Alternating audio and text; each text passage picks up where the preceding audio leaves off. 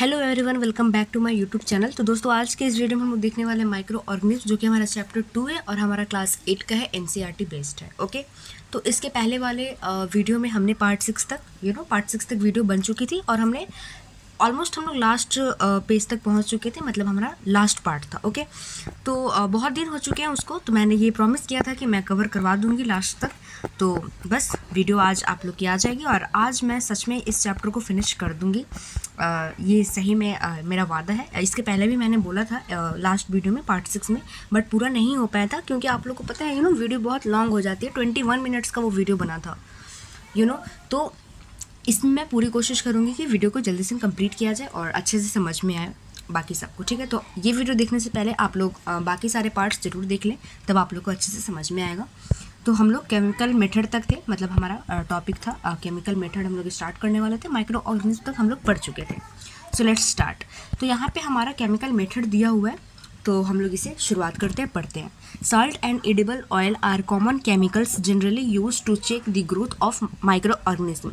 अब जो साल्ट है या फिर एडिबल ऑयल है, एडिबल मतलब जो खाने लायक चीज़ें होती है उसको हम लोग एडिबल बोलते हैं।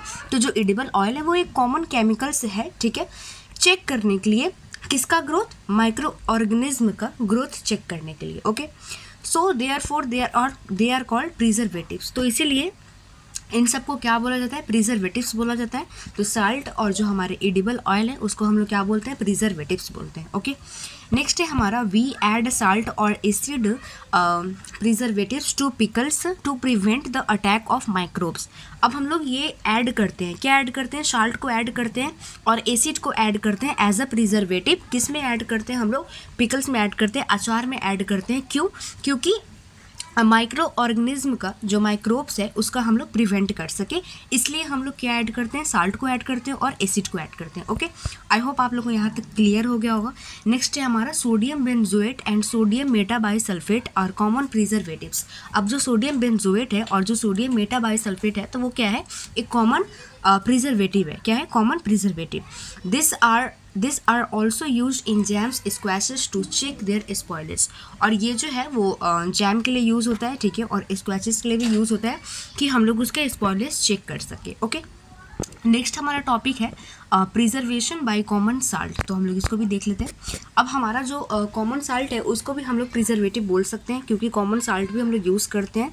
जैसे कि यहाँ पे हम लोग पढ़ते हैं, common salt has been use to preserve meat and fish for ages. अब जो कॉमन साल्ट है उसको हम लोग किस लिए यूज करते हैं, कि प्रिजर्व करने के लिए मीट और फिश का, ठीक है। और ये बहुत ही दिनों से, मतलब बहुत एजेस से चल रहा है। Meat and fish are covered with dry salt to check the growth of bacteria. Salting is also use to preserve amla, raw mangoes, turmeric.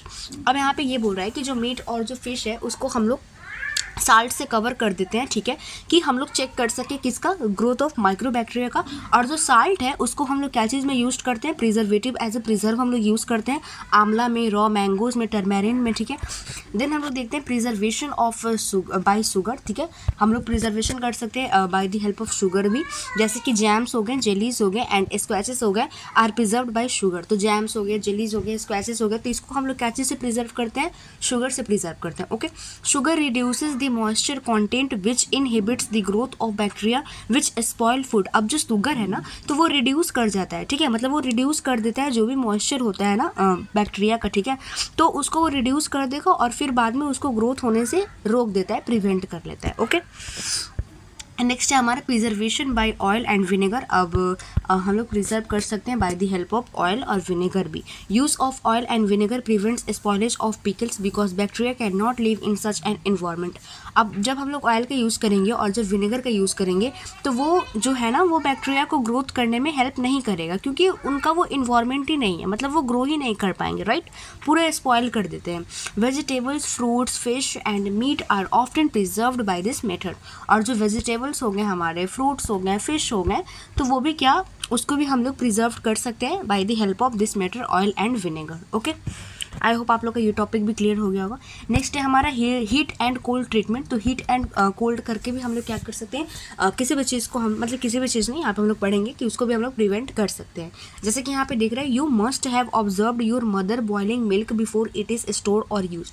अब आप लोग ने ये देखा होगा कि जब भी जो मिल्क होता है उसको मम्मी जो हमारी होती है वो बॉयल करके देती हैं, ठीक है, और कहीं पे स्टोर कर देती है। तो उसको आखिर बॉयल क्यों किया जाता है? क्योंकि बैक्टीरिया को किल करने के लिए।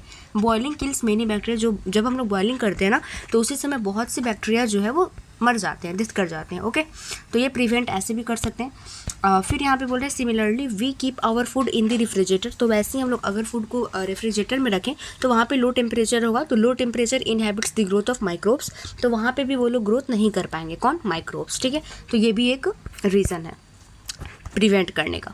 नेक्स्ट है हमारा बुज्जू बोल रही है, ओके, कि why does the milk that comes in packet not spoil. जो मिल्क आते हैं पॉकेट्स में तो वो स्पॉइल क्यों नहीं होते? ठीक है। My mother told me that the milk is pasteurised.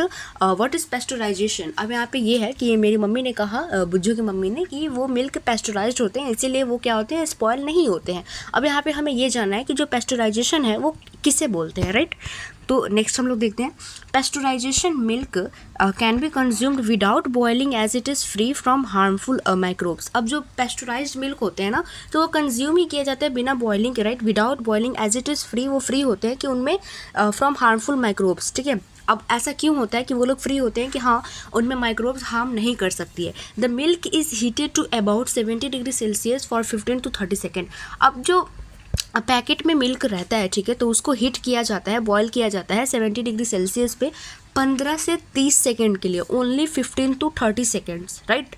And then suddenly chilled and store, और उसके बाद जल्दी से स्टोर कर दिया जाता है। By doing so it prevents the growth of microbes. और ऐसा करने से क्या होता है कि बैक्टीरिया को हम लोग प्रिवेंट कर सकते हैं। ओके, इसी प्रोसेस को हम लोग क्या बोलते हैं? पैस्चराइजेशन बोलते हैं। ओके, और यहाँ पे आप लोग को दिया हुआ है by doing so it's prevent the growth of microbes. This process was discovered by Louis pasture.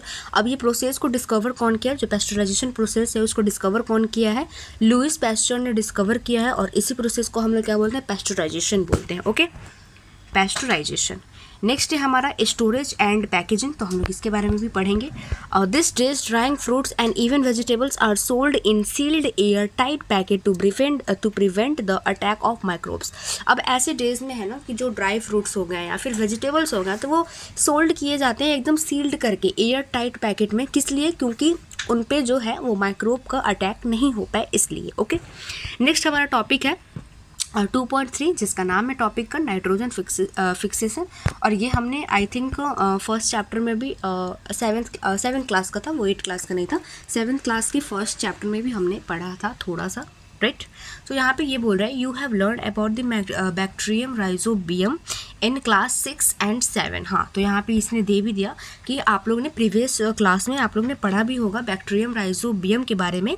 It is involved in the fixation of nitrogen in leguminous plants. अब जो लेगुमिनस प्लांट होते हैं जैसे कि पल्सेस हो गए तो उसमें बहुत बड़ा रोल प्ले करता है बैक्टीरियम राइजोबियम। ओके, यहाँ पे ये बोल रहा है recall that rhizobium lives in the root noodles of leguminous plant. अब आप लोग एक बार रिकॉल करने की कोशिश कीजिए कि जो राइजोबियम होता है वो कहाँ पे लिव करता है? वो रूट नूडल्स में रहता है। किसके? कौन से प्लांट्स के? लेगुमिनस प्लांट पल्सेस में, ठीक है। और फिगर 2.9 हम लोग उसको भी देखेंगे। Such as beans and peas which is has a symbiotic relationship. और जैसे कि बीन्स हो गए या फिर पीस हो गए, ठीक है, तो उसके साथ उनका क्या होता है? Symbiotic relationship. सिम्बायोटिक रिलेशनशिप भी हम लोग कवर कर चुके हैं क्लास 7 के चैप्टर में, राइट? प्रीवियस क्लास में हमने पढ़ा था। Sometime nitrogen gets fixed through the action of lightning. और कभी कभी ऐसा क्या होता है ना कि जब लाइटनिंग होती है ना तो भी नाइट्रोजन जो है वो फिक्स हो जाता है। आप लोग ये आप लोग देखना ऐसा होता है कि जब लाइटनिंग होता है, ठीक है, तो उसमें भी नाइट्रोजन क्या हो जाता है? वो फिक्स हो जाता है। Okay, but you know that the amount of nitrogen in the atmosphere remains constant. तो क्या आप लोग को ये पता है कि जो एटमोसफेयर है, ठीक है, वो रिमेन्स रहता है कॉन्स्टेंट, राइट? वो कॉन्स्टेंट ही रहता है। You may wonder how. अब आप लोग सोचेंगे how, let us understand this in the next session. तो हम लोग अभी इसके बारे में चर्चा करेंगे, ठीक है, नेक्स्ट सेशन में। यही है जैसे कि हाँ नाइट्रोजन साइकिल। अब हम लोग नाइट्रोजन साइकिल का यही है हमारा 2.9 फिगर, जहाँ पे roots of leguminous plant with root nodules, right? यहाँ पे रूट नोडल्स भी है और ये लेगुमिनस प्लांट है। ओके, और देखिए यहीं पे है जैसे कि क्या बोलते हैं root of leguminous plant with root noodles. अब जो रूट नूडल्स है ना तो यहाँ पे डॉट डॉट डॉट डॉट करके है ना, तो वही है हमारा क्या है? Root noodles, right? नेक्स्ट है हमारा नाइट्रोजन साइकिल, तो इसके बारे में भी हम लोग पढ़ेंगे 2.7। आवर एटमॉस्फेयर है 78% ऑफ नाइट्रोजन गैस। तो हमारे जो क्या बोलते हैं एटमॉस्फेरिक है, ठीक है, तो उसमें कितने नाइट्रोजन होते हैं? 78% नाइट्रोजन होते हैं। Okay, nitrogen is one of the essential constituents of all living organism as part of protein, chlorophyll, nucleic acid and vitamin. अब जो नाइट्रोजन है वो बहुत ही इसेंशियल कॉन्स्टिट्यूएंट्स है हमारे लिविंग ऑर्गेनिज्म में, और एक पार्ट है प्रोटीन्स का, क्लोरोफिल का, न्यूक्लिक एसिड का एंड विटामिन्स का।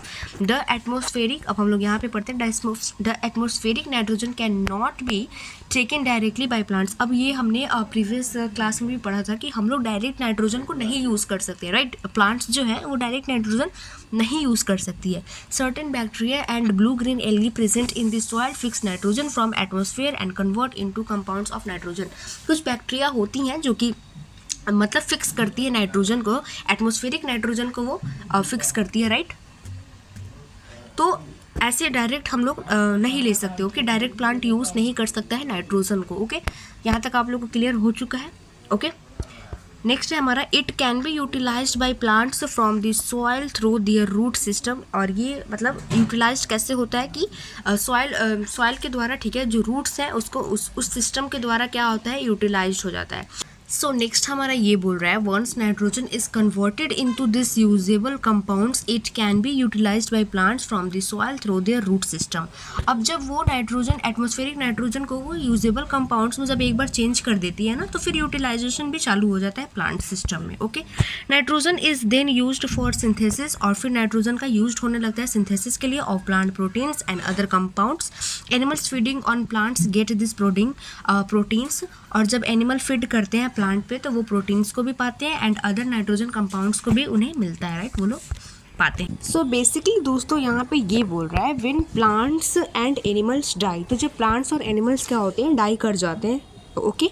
Bacteria and fungi present in the soil convert the nitrogenous wastage into nitrogenous compound. तो जो भी जैसे कि बैक्टीरिया हो गए और जो फंगी हो गए, तो वो कहाँ प्रेजेंट रहते हैं, वो सॉइल में प्रेजेंट रहते हैं। तो वो लोग क्या करेंगे, नाइट्रोजिनस वेस्टेज, अब जो प्लांट्स और एनिमल्स जो डाई करेंगे, ठीक है, तो उसमें से नाइट्रोजिनस वेस्टेज भी निकलेगा, ओके।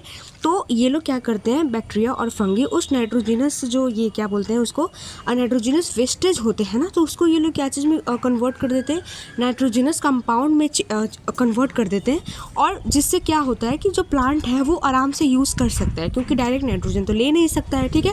तो वो लोग नाइट्रोजनस कंपाउंड को ईजिली यूज कर सकते हैं, कौन, plants. Certain other bacteria convert some part of them to nitrogen gas which goes back into the atmosphere. अब कुछ बैक्टीरिया ऐसे भी होंगे जो क्या करेंगे, जो मतलब कन्वर्ट सम पार्ट, मतलब कुछ ही पार्ट को क्या करेंगे, वो लोग कन्वर्ट कर देंगे नाइट्रोजन गैसेस में, ठीक है। और जब वो कन्वर्ट कर देंगे नाइट्रोजन गैसेस में, तो वो कहाँ पे चला जाएगा, एटमॉस्फेयर में चला जाएगा। कहाँ पे चला जाएगा, एटमॉस्फेयर में। एज अ रिजल्ट क्या होगा, जब percentage of nitrogen in the atmosphere remains more or less constant. अब जो परसेंटेज होगा नाइट्रोजन का, तो वो क्या होगा, एटमॉस्फेयर में क्या होगा, वो रिमेन्स मोर होगा, ओके, एंड लेस कांस्टेंट, मतलब ज़्यादा भी होगा और थोड़ा सा लेस कांस्टेंट भी होगा, ठीक है। तो इससे जो हमारा मेंटेन है एटमॉस्फेयर का, और जो भी इसको हम लोग एक इकोसिस्टम में ही लेके चल सकते हैं, राइट, कि सब एक दूसरे पे निर्भर है, राइट, सब एक दूसरे से रिलेटेड है। तो इसमें ऐसा होता है, and that is called nitrogen cycle. ये एक नाइट्रोजन साइकिल है। सो बेसिकली ये सब एक क्या है, एयर नाइट्रोजन साइकिल है, ठीक है। हम लोग फिगर से बहुत ही अच्छे से समझने की कोशिश करेंगे। फर्स्ट ऑफ ऑल आप लोग सबसे पहले क्या देख सकते हैं कि यहाँ पे एटमॉस्फेरिक नाइट्रोजन होंगे, ठीक है। एकदम सिंपली वे में समझते हैं, एटमॉस्फेरिक नाइट्रोजन हमारा कहाँ पे प्रेजेंट रहेगा, एटमॉस्फेयर में प्रेजेंट रहेगा, ऑफ कोर्स। उसके बाद देखिए यहाँ पे क्या हो रहा है, nitrogen fixing bacteria fix atmospheric nitrogen. अब जो नाइट्रोजन फिक्सिंग होती है, ठीक है, तो वो कौन करता है, वो बैक्टीरिया फिक्स करते हैं, आप लोगों को पता ही होगा, ठीक है। नेक्स्ट यहाँ पे देखिए, bacteria in turn fix nitrogen into nitrogenous compound, ठीक है। अब जो बैक्टीरिया है तो वो नाइट्रोजन को क्या करेगा, एटमॉस्फेरिक नाइट्रोजन को वो कन्वर्ट कर देगा नाइट्रोजनस कंपाउंड में। क्या चीज़ में, नाइट्रोजनस कंपाउंड में, ओके। यहाँ पे आप लोग ये बात को ये किए कि नाइट्रोजन फिक्सिंग का काम कौन करता है, राइजोबियम बैक्टीरिया नाइट्रोजन फिक्सिंग का काम करता है, जो कि कहाँ प्रेजेंट रहता है, रूट नोडल्स में प्रेजेंट रहता है। ठीक है, रूट नोडल्स में प्रेजेंट रहता है, ये आप लोग को याद रखना है। नेक्स्ट है हमारा यहाँ पे क्या होता है, compound of the nitrogen in the soil. अब जो वो कंपाउंड्स बना तो वो सॉइल में जाएगा एंड देन सॉइल उसको ईजिली यूज कर पाएगा, प्लांट्स यूज़ कर पाएंगे, राइट। उसके बाद क्या होगा कि अपटेक बाई प्लांट्स उसको ले लेंगे ऑफ कोर्स। देन जब वो प्लांट्स लेंगे तो एनिमल्स प्लांट्स को ईट कर लेंगे, है ना। जब प्लांट्स सॉइल से लेगा, ठीक है, नाइट्रोजनस कंपाउंड, उसके बाद क्या होगा, वो यूज़ कर लेगा, यूटिलाइज कर लेगा। देन जो एनिमल है वो क्या खा जाएंगे, वो प्लांट्स को खा जाएंगे, राइट। और फिर जब एनिमल डेथ कर जाएंगे, जो प्लांट्स डेथ कर जाएंगे, तो उनका क्या होगा, नाइट्रोजनस वेस्टेज होगा। ठीक है, नाइट्रोजनस वेस्टेज होगा फ्रॉम एक्सक्रीशन एंड डेथ। ठीक है, जब वो लोग एक्सक्रीट करेंगे या फिर जब डेथ करेंगे तो नाइट्रोजन वेस्टेज जो है वो रहेगा। ठीक है, और उसके बाद वो फिर से कहाँ चला जाएगा, वो कंपाउंड ऑफ मतलब वो सॉइल में चला जाएगा। कहाँ चला जाएगा, सॉइल में चला जाएगा। अब दिन यहाँ पे देखिए, bacteria turn compound of nitrogen into gaseous nitrogen.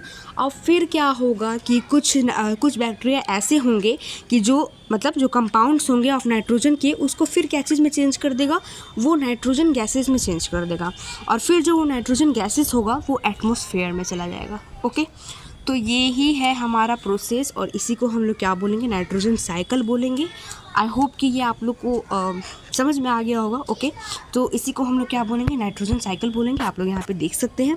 और इसी के साथ आप लोग का चैप्टर कंप्लीट होता है। बाकी ये छोटा सा कीवर्ड्स दिया हुआ है, ये सब हमारे हो गए कीवर्ड्स, तो आप लोग इसको ज़रूर आप लोग पढ़ लीजिएगा। बाकी हमारा क्वेश्चन आंसर है, तो आप लोग क्वेश्चन आंसर खुद से कर लीजिएगा। आप चैप्टर पढ़ चुके हैं तो क्वेश्चन आंसर ऑफकोर्स आप लोग कर सकते हैं। तो मिलते हैं नेक्स्ट वीडियो में। आप लोग मेरे वीडियो पर ज़रूर बने रहे। थोड़ा सा लेट ये वीडियो आया है, उसके लिए मैं माफ़ी चाहूँगी, लेकिन मैंने चैप्टर को कंप्लीट कराया, मैंने अपना प्रॉमिस रखा। ओके, तो आप लोग ये वीडियो को ज़रूर देखिए, इसके पहले वाले वीडियो भी देखिए, तब आप लोग को ये वीडियो अच्छे से समझ में आएगी। बाकी आप लोग मेरे वीडियो को लाइक कीजिए, सब्सक्राइब कीजिए, तो उससे मुझे बहुत ही अच्छा लगता है। बाकी मिलते हैं नेक्स्ट वीडियो में। आप लोग अपना ख्याल रखिए। Thank you.